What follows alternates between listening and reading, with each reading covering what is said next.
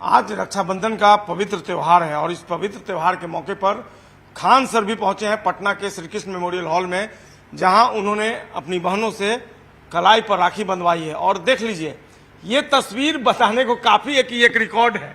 क्या खान सर? अरे 15,000 से ज्यादा राखी। अब मेरा हाथ नहीं उठता आज रक्षाबंधन के दिन, और इस कलयुग में हम सौभाग्यशाली हैं जो आज के दिन 15,000 से ज्यादा बहनें अपने घर जाके अपने भाई को नहीं बल्कि हमको राखी बांधने के लिए पटना रुकी हुई हैं।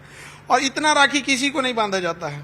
ये कब से सिलसिला शुरू हुआ था राखी बंधवाने का? जब से हम पढ़ा रहे हैं तब से। जब शुरुआत किए थे तो 8-10 राखियां बांधी जाती थी और आज 10-15 हजार राखियां बांधी जाती है, और ये सिलसिला कभी नहीं रुकेगा।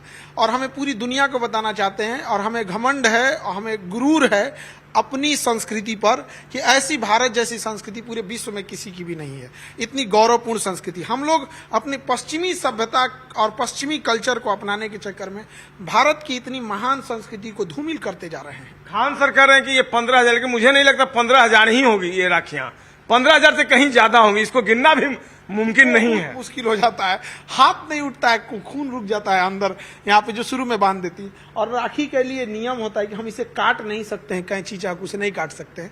इसे हम धीरे धीरे छुड़ाना पड़ेगा। तो हमको 3-4 घंटा लग जाता है इसको छुड़ाने में, और इतना राखी किसी को नहीं बांधी जाती है। इतनी सारी राखियां, इतने सारे संकल्प और इतने सारे आपकी तरफ से वायदे, ये लगता नहीं है कि एक जिम्मेवारी है आपकी? बहुत जिम्मेदारी है। आज एक लड़की आई, उसके पिताजी को पैंक्रियाज में कैंसर है जी, और खगड़िया की शायद रहने वाली है। तो उसका कहना है कि सर रक्षाबंधन के दिन हम आपसे एक चीज मांगना चाहते हैं। आपने डायलिसिस सेंटर खोल रहे हैं, ब्लड बैंक खोल रहे हैं, डायग्नोसिस सेंटर है आपका, जांच के लिए एक्सरे अल्ट्रासाउंड ये सब के लिए खोल ही रहे हैं। आपसे एक रिक्वेस्ट है सर, राखी के दिन मना मत कीजिए। हम क्या बताओ, तो कहे मेरे पिताजी को कैंसर है, कैंसर हॉस्पिटल खोल दीजिए। अब हम हो गए धर्म संकट में फंस गए कि राखी के दिन हम मना कैसे कर सकते हैं।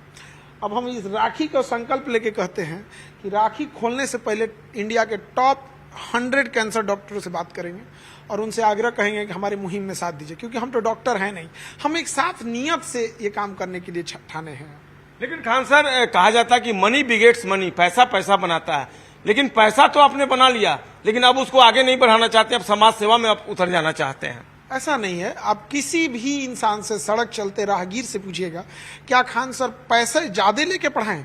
पिछले 5 सालों से हम पूरे इंडिया से लड़ रहे हैं फीस कम करने के लिए, और हम उस मुहिम में लगभग 60-70% कामयाब भी हो गए हैं। आज हर शिक्षक अपना फीस डाउन कर रहा है और हमें बड़ा खुशी होती है। और ऐसे शिक्षकों लोग को हम सैल्यूट करते हैं कि हमारी मुहिम में साथ दिए। 5 साल लग गए इसमें, तो हमने कभी ज्यादा पैसे नहीं कमाए। 200, 250, 2 लाख फीस होती थी यूपीएससी की सर, 6-7 हजार रुपया पिला दिए। हमारे यहाँ एक लड़की आई थी, ज्योत्सना नाम था उसका, शादी के 17 साल बाद पढ़ाई चालू की थी। कहती सर 4,500 रुपया फीस था, अभी बीपीएससी निकाल करेगी, पीसीएस बन गई आप। तो हमने कभी ज्यादा फीस नहीं लिया। तो सब कोई खान सर जैसा क्यों नहीं हो जाता है? अब सबकी अपनी अपनी सोच। हम लोग बड़ा तकलीफ में देखे थे, हम लोग भी नहीं कोचिंग ले पाए क्योंकि पैसे नहीं हुआ करते थे, और कुछ ऐसे टीचर थे जो कम फीस में पढ़ा देते थे, तो उनके यहाँ ले जाते थे पढ़ने के लिए। लेकिन इतना इंसानियत रहती थी कि वहां जाके हम लोग बेंच पे नहीं बैठते थे, पीछे खड़े हो जाते थे, ताकि जो फीस दिया है वो बैठ के पढ़ सके।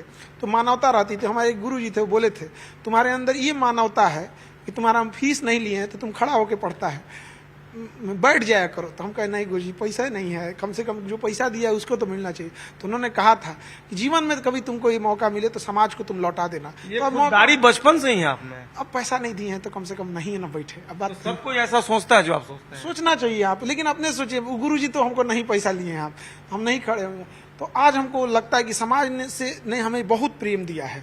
आज भी हम ये कह सकते हैं ना, ये कोई मंत्रियों जी होंगे ना तो गांव में सब जना के यहाँ नहीं जा सकते हैं, कुछ होगा। हम गांव के किसी भी का भी दरवाजा खटखटा के कह सकते हैं कि हमारा 2 रोटी आज खिला दो, वो प्रेम से खिला देगा। यहाँ पे ये हमने कमाया है।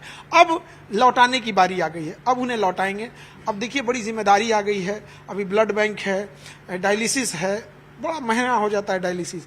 अब जैसे अभी हम एक ऑटो वाले से बात कर रहे थे, तो उनको ऐसे एक सवारी ज्यादा बैठाने के लिए वो लोग ऑटो में किनारे ऐसे लपक के बैठ जाते हैं, उनके केहूनी में चोट लग गया था। अब बताइए, वो ऑटो वाला है, उसको जाएगा एक्सरे कराने तो 500-600 रुपया लग जाएगा।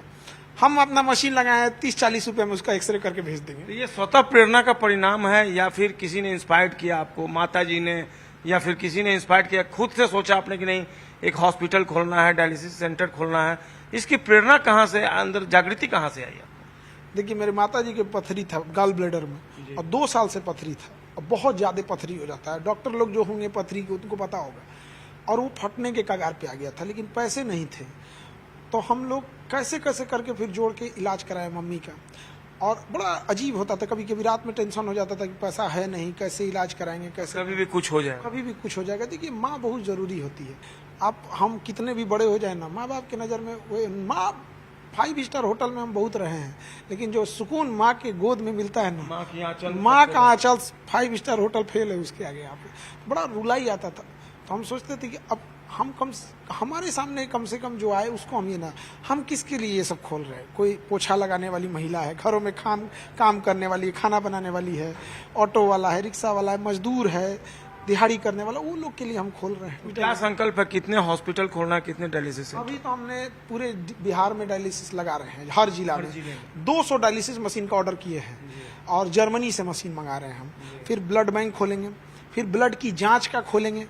किसी बच्ची को थायराइड है, किसी को लिपिड प्रोफाइल चेक करना है, किसी के किडनी में प्रॉब्लम है, बदन फूल रहा है, लेकिन जाएगा अभी KFT LFT कराने के लिए 500 का बिल थमा देगा। तो उसको अगर हमें लगता है कि उसको 50 रुपया, 100 रुपया, 60 रुपया, 80 रुपया में हम कर देंगे, तो उसके लिए बड़ा मतलब एक आसानी हो जाएगा। बड़े पैमाने पर इसके तहत एम्प्लॉयमेंट भी मिलेगा बच्चों को। हाँ, रोजगार भी मिलेगा। कम से कम 25-30 हजार लोगों को तो रोजगार मिल जाएगा। अगर हर जिले में इस चीज को रोकेंगे तो हमको लगता है अच्छे खासे लोगों को रोजगार भी दे देंगे। बहुत लोगों को रास नहीं आएगी खान सर आपकी ये पहल। ये तो ईसा मसीह को समाज ने सूली पे चढ़ा दिया था।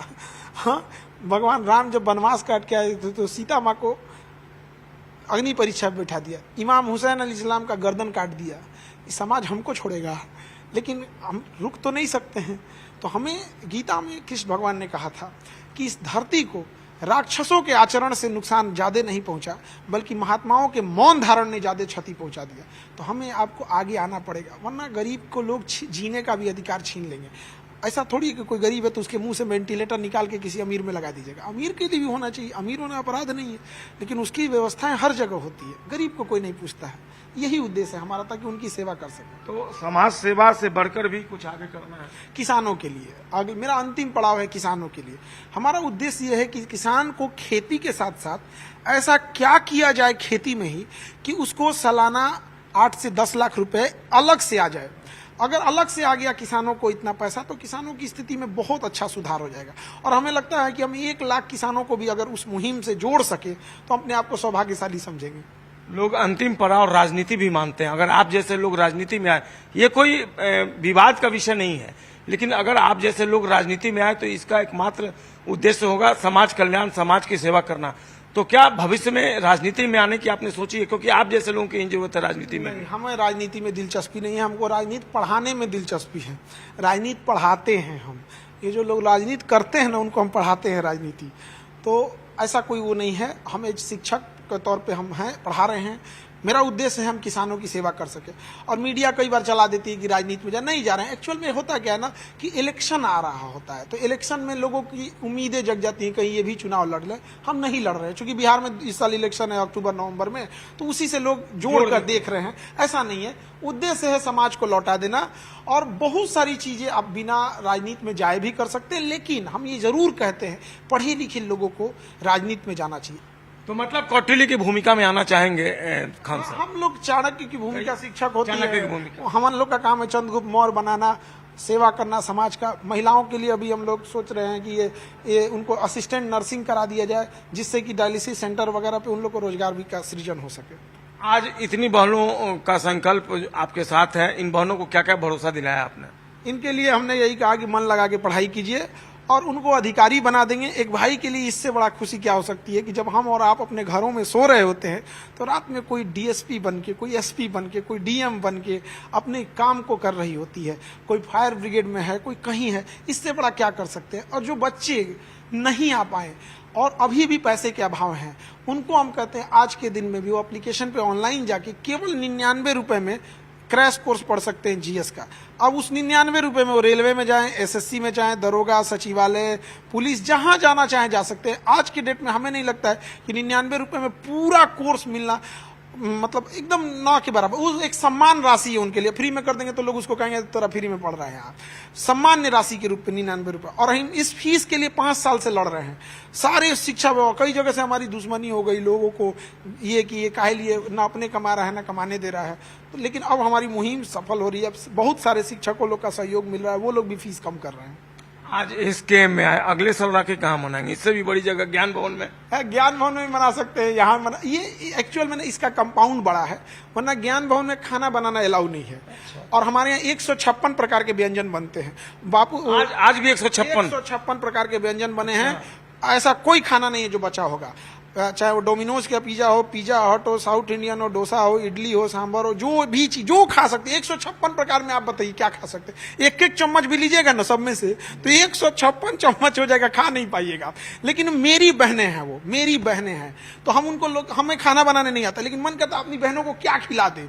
क्या लड़का सब कहता है सर हम लोग के लिए कुछ नहीं कर रहे हैं। हम कहे भैया तुम्हारे लिए कौन सा त्योहार है? गोवर्धन पूजा है, गोधना कुटवा देंगे। बहुत बहुत धन्यवाद धन्यवाद के लिए खान सर। और विवाक अंदाज खान सर का देखने को मिला राखी के इस मौके पर। और आपने सुना आज बहनों के लिए 156 तरह का व्यंजन तैयार है। भला इससे बड़ी सौगात आज बहनों के लिए क्या हो सकती है? और इसके साथ ढेर सारे संकल्प। ये जो आप राखियां देख रहे हैं 15,000 राखियां, काउंट करना मुश्किल है, लेकिन इसके साथ 15,000 संकल्प भी हैं और 15,000 दुआओं के लिए खान सर हमेशा तैयार हैं, उनके लिए 24 hours. Camera person Subodh Kumar के साथ संजय कुमार, न्यूज 18 पटना।